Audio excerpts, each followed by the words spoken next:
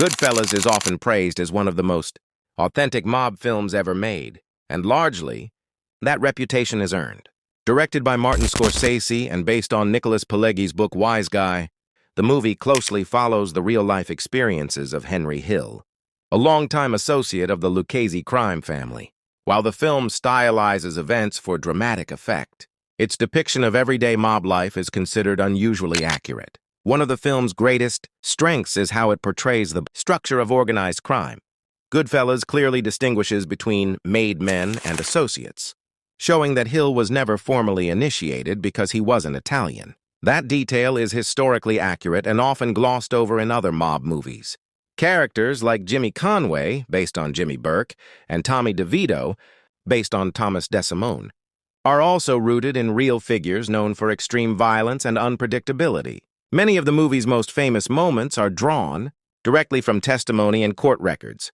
The Lufthansa heist in 1978, depicted as the crew's peak, really was the largest cash robbery in U.S. history at the time, netting an estimated $5 to over $6 million in cash and jewelry. The paranoia and murders that followed, as Jimmy Burke allegedly eliminated anyone who could implicate him, are also consistent with what investigators later uncovered. Joe Pesci's Tommy is often cited as exaggerated, but the real DeSimone was reportedly just as volatile. Multiple witnesses described him as impulsively violent, and he is believed to have been involved in several unsolved murders.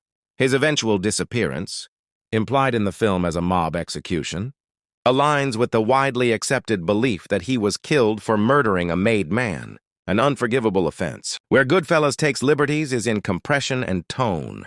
Timelines are condensed, characters are combined, and some events are simplified to maintain pacing.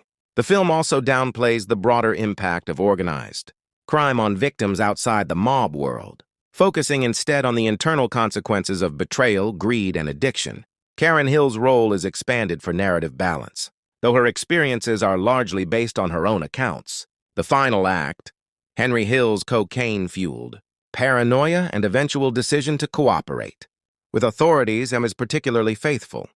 Hill did enter witness protection, and his cooperation led to multiple convictions, though his later life was far less stable than the film's ending suggests. Ultimately, Goodfellas is accurate where it matters most.